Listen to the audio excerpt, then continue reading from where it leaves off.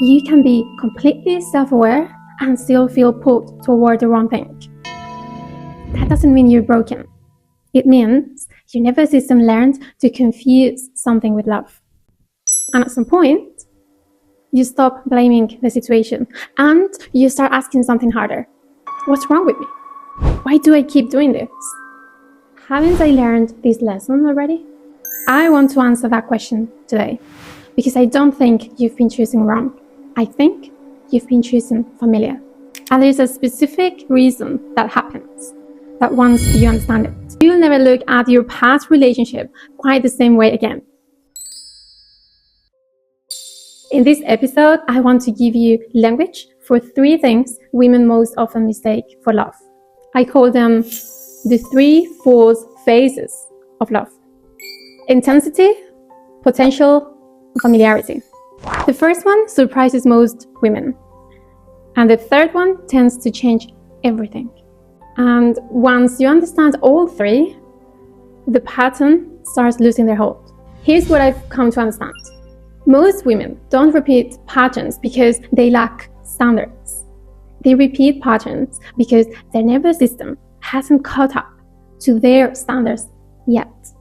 Let that sit for a moment, because that one shift changes everything about how you see yourself. From someone who keeps failing to someone whose body is still operating from an older map.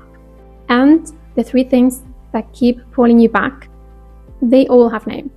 Intensity, which is activation, potential, which is projection, and familiarity, which is conditioning.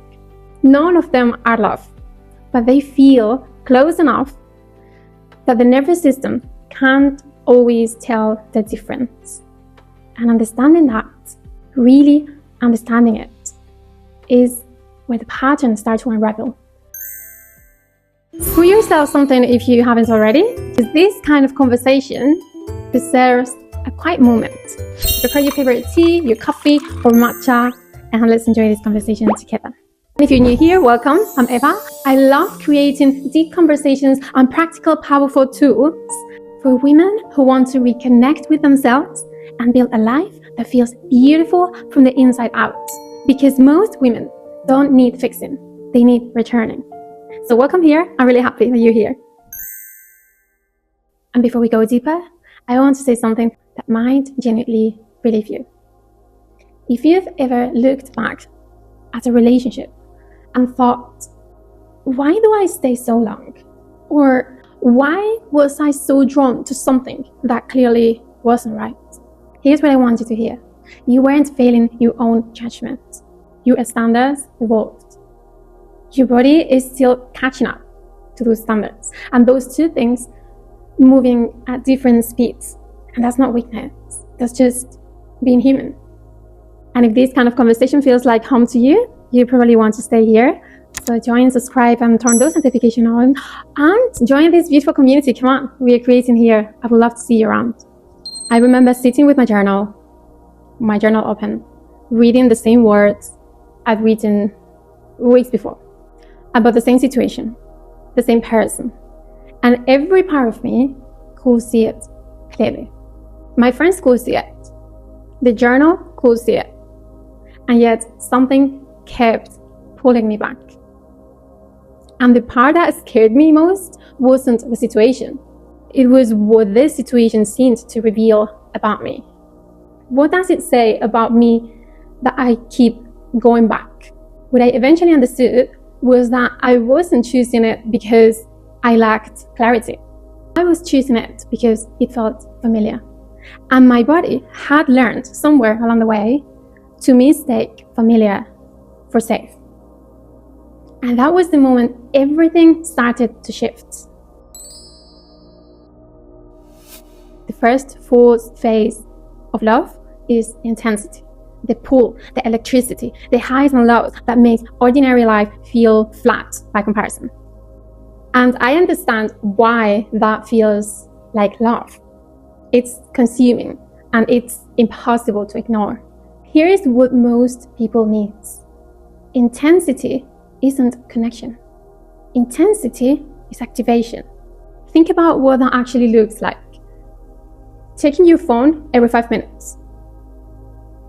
reading into every delayed message or reply, feeling like one good conversation erases 3 painful weeks. That cycle, that's not passion. That's a nervous system working overtime to make sense of inconsistency. And some women spend years trying to recreate the emotional highs of inconsistency. And not because they enjoy suffering, but because uncertainty has become more familiar than peace. And the body chases what it knows, whatever is familiar. So let me ask you something.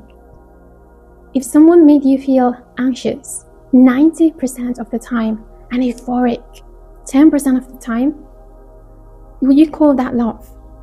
Or will you call it relief?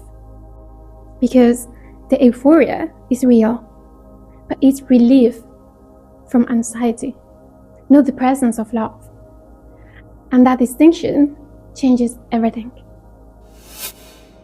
The next time you feel an overwhelming pull towards someone, try asking yourself one question. Am I experiencing connection or activation? And that question can tell you more than months of overthinking. And actually, I want to come back to something later, because the third false phase is actually the one I see most often in the healthiest, most aware women, because it doesn't feel like a pattern. It feels like home. The second false phase of love is potential. Who someone could be. The version of them you can see so clearly, and the one that they are almost there. So if intensity keeps you trapped in the present moment, potential keeps you trapped in the future. And this one is even harder to see, because it often looks like hope. I wasn't falling in love with reality. I was falling in love with possibility. And possibility is seductive because it never has to prove itself. It never has to face Tuesday morning. And it never has to show up consistently. So think about the sentence, he's amazing when he wants to be. He's amazing when he wants to be. That's potential talking, not the relationship. And while you're waiting for someone's potential to materialize, you're postponing your own clarity. Because as long as you're waiting, you don't have to face what the current reality is already telling you. And the question that changes this isn't what is this person capable of? It's what are they actually choosing? Because consistently, those two things told very different stories. And I'm genuinely curious, which one surprised you the most so far? The intensity or the potential? Leave it in the comment, I would love to hear from you. And if this is landing, share it with a woman who you know she's navigating this quietly as well. Now, the third false phase, the hardest one, the one most women never recognize they're inside of, familiarity. Here's where it gets important. We don't always choose what's good for us. We often choose what our system recognizes. And sometimes, especially if home was complicated, familiar dynamics can feel like love. Not because they are, but because the nervous system mistakes known for safe. Familiar doesn't mean safe. It means practiced. And sometimes what feels like chemistry is actually recognition, and not of something new, of something you already have felt before. Your nervous system says, I know this territory, and it interprets that knowing as belonging. That's why calm, consistent, available love can feel almost foreign. And not because you don't want it, but because it's unfamiliar. And the body resists what it doesn't recognize.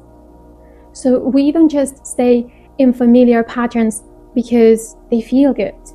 We stay because our system recognizes them faster than our mind can question them. And the woman who won't settle eventually learns to ask not just what she's choosing, but why it feels so compelling. Is this person right for me? Or do they just feel familiar? And those are very, very different questions. And the answers lead in very different directions. And before we close, there is one reframe I want to leave you with. Because once you have it, the pattern genuinely starts to look different. And I think it might be the part you've been waiting for without knowing it. And here's what connects all three. Most women don't repeat these patterns because they lack standards. They repeat these patterns because their nervous system hasn't caught up to their standards yet. And this is the work, not finding the right person, but learning to trust what your nervous system has never been trained to reach for. And I also created a free companion guide for you for these specific episodes. If you want to go and grab it, it's linked below. And it's called The 3 Confusions. There are 3 reflections questions for each pattern. So why I create this is just to help you identify which one is most active in your life right now. And so you can go and identify where you are. It's free. It's a little gift linked in the description. Also, once you're there, don't forget to check the free 3-day experience as well. I think you're going to enjoy it. You can do it at your own pace. Start anytime you want. It's all yours.